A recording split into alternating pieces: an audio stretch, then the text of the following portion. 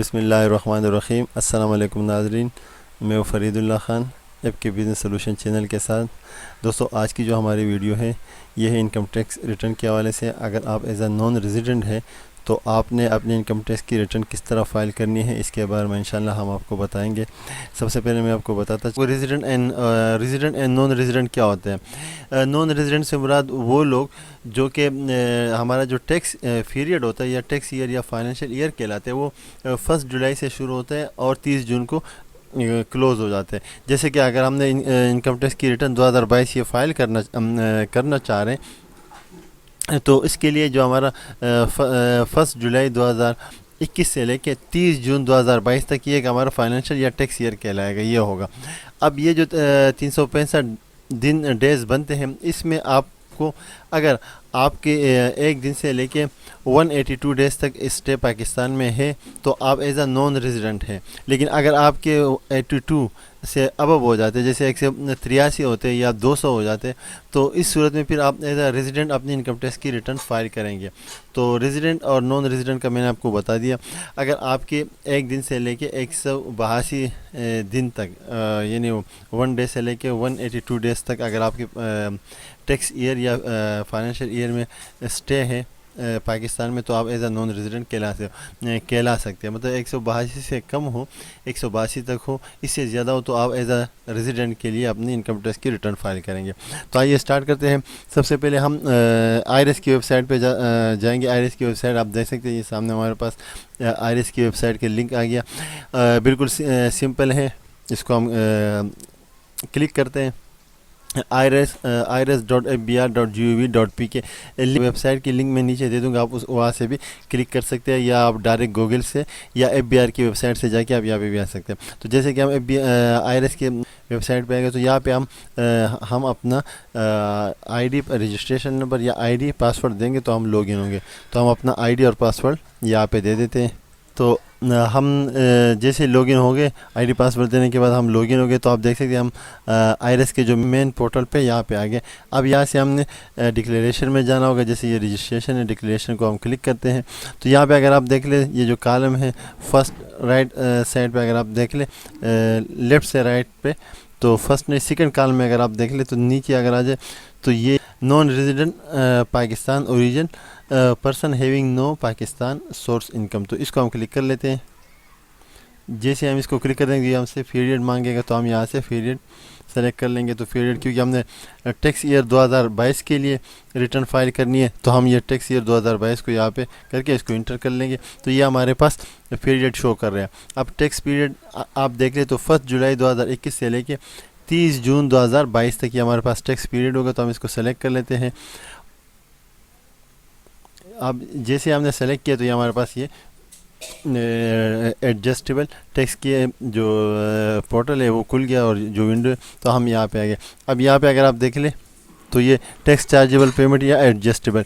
अब adjustable payment का अगर आप देख रहे तो हम जैसे अगर हम नॉन रेजिडेंट है, पाकिस्तान से बाहर भी हो, तो अक्सर हमारे कैश विदड्रा पे या व्हीकल पे या किसी भी ट्रांजैक्शन पे हमारा टैक्स डिडक्ट हो जाता है। जैसे इंटरनेट का बिल लेते हैं या कोई टिकट लेते हैं या बच्चों के एजुकेशन के या परचेज़ या ट्रांसफ़र ऑफ इमूवेबल प्रॉपर्टी, तो जो भी है तो उसका हमारे यहाँ पे टैक्स डिडक्ट हो जाता है। अगर हम कोई चीज़ लेते हैं तो इस सूरत में जो हमारा टैक्स डिडक्ट हुआ होगा तो वो हम यहाँ पे शो कर लेंगे। तो जो जहाँ पे भी आपका टैक्स डिडक्ट हुआ है, कैश विदड्रा फ्रॉम बैंक, तो अगर आपका कैश विदड्रा फ्रॉम बैंक पे है आपके डिडक्ट हुए तो आप उसमें लिख लेंगे जो भी अकाउंट नंबर होगा वो लिख लेंगे। अकाउंट के बाद फिर हम bank name and branch of bank लिख लेंगे। तो अपने अकाउंट्स और बैंक के डिटेल दे देंगे। तो हम उसको टाइप कर लेंगे। तो हमने अपने बैंक अकाउंट ब्रांच और आपने अपनी डिटेल देनी है जो बैंक अकाउंट है, तो इसको ओके कर लेंगे यहाँ पे। तो आप जैसे देख सकते हैं हम इसको यहाँ पे ओके करते हैं। तो अब ये जो डिडक्शन हुई है आपने वो लिखनी है। जैसे हम डिडक्शन हुई हो जितनी भी रिसीट्स पे वैल्यू पे जो टैक्स डिडक्ट हुआ है तो यहाँ पे वैल्यू आपने लिख देनी है और वैल्यू के बाद जो टैक्स डिडक्ट हुआ है तो वो आपने लिख देने हैं। जो भी टैक्स डिडक्ट हुआ, और यहाँ से आपने कैलकुलेट करना होगा तो इसको ये कैलकुलेट करता जाएगा। इसके बाद फिर अगर आपके कोई मोटर व्हीकल रजिस्ट्रेशन है या vehicle of transfer of vehicle है, उस पर टैक्स डिडक्ट हुआ है, कोई भी टैक्स डिडक्ट हुआ है तो आप यहाँ पे सामने सारे लिखे हुए, जैसे इलेक्ट्रिसिटी पे है, अगर आपका इलेक्ट्रिसिटी है, टेलीफोन बिल है, सेल फ़ोन पे अगर आपका डिडक्ट हुआ है तो आप सेल फ़ोन के भी डिटेल दे सकते हैं। जैसे हम लिख लेते हैं, तो आपने सेल फ़ोन का दें, सेल फ़ोन नंबर और जो डिटेल है वो आप दें।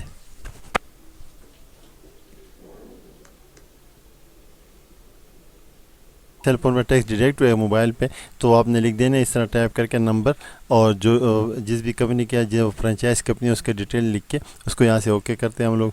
तो जैसे हमने ओके किया तो सामने यहाँ पे जो रिसीट्स होगी, मतलब पूरे साल का जो बिल होगा, ये आप पे आपके फ्रेंचाइज है तो वहाँ से ये आप कलेक्ट कर सकते हैं, और आप ऑनलाइन भी आपके ऑनलाइन भी आ सकते हैं। तो इसमें आप कोई मसला नहीं है, आप ऑनलाइन भी इसको अपने अकाउंट पे इसको चेक कर सकते हैं। तो जो भी फिगर है आप उस पर अपने जो आपका जो टैक्स डिडक्ट हुआ होगा वो कर लीजिएगा, और यहाँ पे हम इसको कैलकुलेट कर लेंगे। क्योंकि टैक्स रिटर्न के टाइम है तो थोड़ा सा सिस्टम स्लो है। अब ये यहाँ पे इस जितने भी आपके अगर टैक्स विदहेल्ड हुआ है तो आपने जो भी टैक्स एडजस्टेबल टैक्स है और आपका टैक्स विदहेल्ड हुआ है पाकिस्तान में सोर्स पे, तो वो आप लिख सकते हैं। जैसे परचेज या ट्रांसफ़र ऑफ इमूवेबल, अगर आपकी कोई प्रॉपर्टी आपने ली हुई या ट्रांसफ़र की, उस पर भी कोई टैक्स कटा हुआ है तो आप वो लिख सकते हैं। और कैलकुलेट कोई बटन को जैसे हम कैलकुलेट करते हैं तो ये पूरा सम ऊपर आ जाएगा हमारे पास। तो इस तरह ये हमारा जो एडजस्टेबल टैक्स है ये डिडक्ट हो जाएगा। अब इसके बाद हम जाते हैं वेल्थ स्टेटमेंट में, तो है क्योंकि वो इसका मेन पोर्शन और मेन वेल्थ स्टेटमेंट ही होता है नॉन रेजिडेंट के लिए। तो वो हम यहाँ एक्सपेंस को यहाँ से क्लिक कर लेंगे। तो यहाँ पे हम क्लिक करते हैं पर्सनल एक्सपेंस। अब यहाँ पे आपके जो भी पर्सनल एक्सपेंस हो, अगर आप रेंट पे रहते तो आप रेंट का कर लीजिएगा, जो भी आपके पर्सनल एक्सपेंस हो वो लिख लीजिएगा। टैक्सीज अगर आपने पे किए हुए तो वो आप लिख लें। इसके अलावा अगर आपके कोई व्हीकल मेंटेनेंस है तो वो आप ले सकते हैं। व्हीकल मेंटेनेंस के अलावा अगर आपके कोई ट्रैवलिंग के एक्सपेंस है तो वो आप लिख सकते हैं। कोई भी अगर आपके पाकिस्तान में आपने कोई ट्रैवलिंग की हो तो वो आप लिख सकते हैं। आपके ट्रैवलिंग के एक्सपेंस लिख सकते हैं। इलेक्ट्रिसिटी के आप एक्सपेंस लिख सकते हैं। इसके अलावा अगर वाटर के कोई एक्सपेंस हैं तो वो लिख सकते हैं। तो ये सारे जो भी एक्सपेंस है वो आप यहाँ पे गैस के जो अगर आपके एक्सपेंस हुए पाकिस्तान में, अगर आपकी फैमिली रहती है तो वो उसके जो एक्सपेंस है वो आप यहाँ पे लिख सकते हैं। तो इस तरह आपने सारे जो भी एक्सपेंसेस हैं वो आपने टाइप कर देने हैं।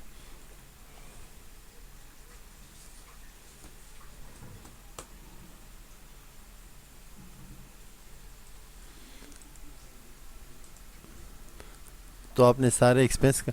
इसके अलावा अगर आप नीचे देख लो तो क्लब है, फंक्शन, गैदरिंग है, ज़कात डोनेशन है, in other house hold expense. तो ये अदर हाउस होल्ड एक्सपेंस में आप अदर हाउस होल्ड में भी आप लिख लें।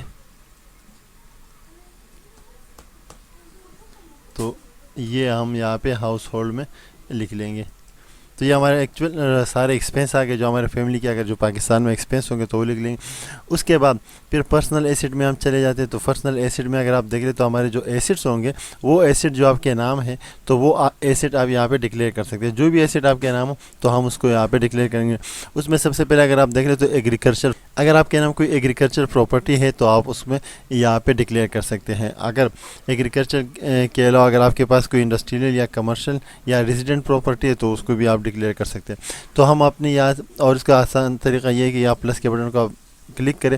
आपने अपने कोई, अगर आपके कोई रेजिडेंशियल प्रॉपर्टी है या कमर्शियल है, जो भी प्रॉपर्टी है तो वो आप लिख सकते हैं। तो आपने इस तरह अपने जो भी आपके प्रॉपर्टी है वो रेजिडेंशियल हो या कमर्शियल, उसकी डिटेल देनी है। इस तरह आपने टाइप करना है। टाइप करने के बाद फिर आपने इसको ओके, हम इसको ओके कर लेते हैं। तो जैसे हमने इसको ओके किया, आपकी एक प्रॉपर्टी या जितने भी हो आप सारे यहाँ पे लिख सकते हैं। तो इसकी आपने वैल्यू लिखनी है तो आप वो लिख लीजिएगा। तो इस तरह आपने उसकी वैल्यू लिखनी है। इसके अलावा अगर आपके रेजिडेंशियल प्लॉट या प्रॉपर्टीज़ एक से ज़्यादा हो तो आप मज़ीद भी यहाँ से इसको प्लस करते जाएंगे, तो ये मज़ीद यहाँ पे आपके जो भी प्रॉपर्टीज़ है उसके नाम, एड्रेस और कमर्शियल है या रेजिडेंशियल एरिया, रकबा, वो सब कुछ मेजरमेंट जो भी है, वो कैनाल है, मरले में, स्क्वायर में है या स्क्वायर यार्ड में है, तो वो आपने सब यहाँ पे लिख देने और ओके करेंगे। तो इस तरह आप अपने अपने ये जो बिज़नेस कैपिटल है, इक्विपमेंट है, एनिमल जो भी है, तो वो आप यहाँ पे अगर आप से आपका कोई है तो इसमें आप इसको डिक्लेयर कर सकते हैं। इन्वेस्टमेंट अकाउंट्स और बॉन्ड्स, डिबेंचर या शेयर्स अगर आपके हैं तो लिख सकते हैं हम यहाँ पे अपने। अगर आपके कोई शेयर्स है तो आप लिख सकते हैं। अगर अकाउंट है तो अकाउंट नंबर आप लिख लीजिएगा। बैंक में अगर बैलेंस है तो अकाउंट नंबर आप लिखिए। अकाउंट लिखने के बाद बैंक नेम लिख लेंगे और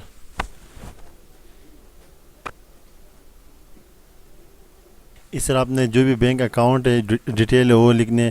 अगर तो इस तरह आप टाइप कर लेंगे, जैसे हमने यहाँ पे टाइप किया, ये आ गया हमारे पास, डिटेल हमें दी। अब यहाँ पे अगर मेरे पास 30 जून में जो क्लोजिंग है तो वो मैं लिख लूँगा।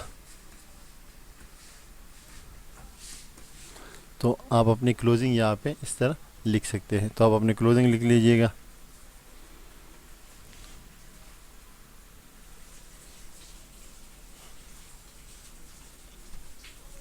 तो ये आ गया।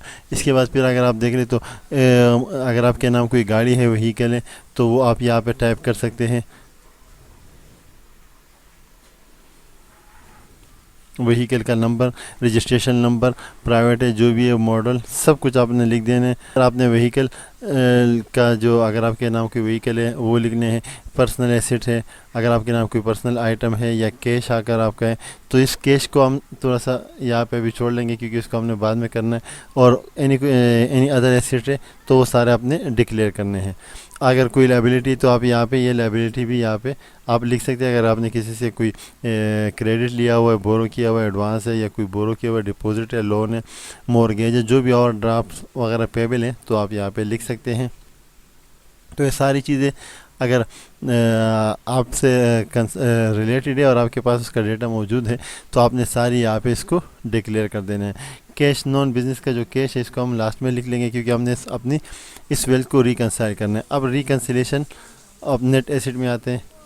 कैंसिलेशन ऑफ नेट एसिड में अगर हम आ जाते हैं तो देखते हैं कि अगर ये जो हमारे रिटर्न फाइल हो रहे हैं तो ये फर्स्ट टाइम रिटर्न फाइल हो रही है। अगर आपकी रिटर्न कंटिन्यूस है तो ये यहाँ पे जैसे ये नेट एसिड प्रीवियस ईयर है तो अगर आपकी रिटर्न फाइल हो रही है तो ये ऑटोमेटिकली सिस्टम वहाँ से इसको अपलोड कर लेता है। यहाँ पे हम इसको ज़ीरो कर लेते हैं। अगर हमारे पास नेट एसिड होते पिछले साल तो वो हम इसको यहाँ पे लिख लेते हैं। या अगर हमारे पास ये नेट एसिड जो भी हो तो उसको हम लिख लेंगे। तो ये प्रीवियस ईयर के हम यहाँ पे ज़ीरो लिख लेते हैं और करंट के हमारे पास ये नेट एसिड है। अब यहाँ पे इनफ्लो अगर आप देखें ये नेट एसिड प्रीवियस ईयर हमारे पास एसिड नहीं थे तो हमने शो किया। अब इंक्रीज डिक्रीज ये हमारे पास जो है हमारे एसिड जो है ना वो शो कर रहे हैं। तो ये हमारे पास जो एसिड है वो इस साल के वो शो कर रहे हैं। पिछले साल जो क्योंकि फर्स्ट टाइम ये रिटर्न जा रही है तो हमारे पास कोई एसिड वगैरह हमने डिक्लेयर नहीं किया तो हम यहाँ पे ज़ीरो कर लेंगे। अब यहाँ पे अगर आप देखते तो इनफ्लो का वो बता रहे हैं। इसके अलावा हमारे पास जो है ना income declare as per return, तो क्योंकि हमारी इनकम नहीं है हम और सीधे नॉन रेजिडेंट पाकिस्तानी है। तो ऊपर अगर आप देख अंडर सेक्शन 1141 के अगेंस्ट रिटर्न फाइल कर रहे हैं तो इसमें लिखा हुआ है कि ये नॉन रेजिडेंट पाकिस्तानी के लिए ये रिटर्न है। तो आपने इस तरह यहाँ पे इसमें डेटा देने। अब यहाँ पे आपने जो पूरे साल जो 1 जुलाई यहाँ से देख लिया 1 जुलाई 2021 से लेके 30 जून 2022 तक जो आपने पाकिस्तान में रिमिटेंस भेजे हैं हमने वो यहाँ पे डिक्लेयर करने हैं। अब रिमिटेंस फ़ॉरेन रिमिटेंस ये है कि आपने प्रॉपर बैंक चैनल भेजे हो और बैंक से आपको वहाँ पे फ़ॉरेन रिमिटेंस के जो सर्टिफिकेट है वो भी आपको मिल जाए और आपने अपने रिकॉर्ड में वो भी रखना है। तो फ़ॉरेन रिमिटेंस जो पूरे साल आपने भेजे होंगे तो वो आपने कैलकुलेट करके यहाँ पे लिखने हैं प्रॉपर बैंक चैनल जो आपने भेजे होंगे, ताकि कल अगर आपसे कोई FBR वाले नोटिस करें तो आप उसको जवाब दें और उसको रिकंसाइल और उसको आपने अगर डिक्लेयर कर सके। तो यहाँ पे हमने अपने फ़ॉरेन रिमिटेंस लिख लें। तो हम अपने फ़ॉरेन रिमिटेंस यहाँ पे लिख लेंगे जो हमने पूरे साल में भेजे हुए, तो हम यहाँ पे इसको लिख लेंगे और इसको कैलकुलेट कर लेंगे यहाँ पे।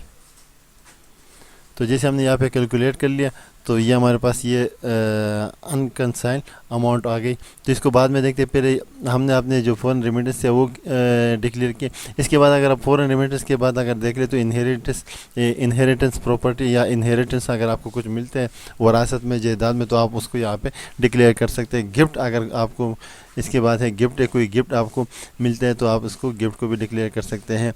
Gain on disposable of acid, अगर आपका कोई है capital gain on immovable property पे, अगर कोई आपने कोई प्रॉपर्टी भेजी है और उसमें आपने कैपिटल गेन किया हुआ है तो वो आप यहाँ पे लिख सकते हैं। इसके अलावा अदर्स है और इस तरह आप उसको लिख सकते हैं। इसके बाद फिर आउटफ्लो के अगर देख ले तो पर्सनल एक्सपेंस जो हमने दिए थे वो आ गए। अच्छा, गिफ्ट अगर आपने किसी को दिए या अदर्स वो हैं। Loss of disposable acid, loss of disposable asset या अनकंसाइल्ड अमाउंट। अब तो लॉस ऑफ डिस्पोजेबल एसेट आप यहाँ पे लिख सकते हैं।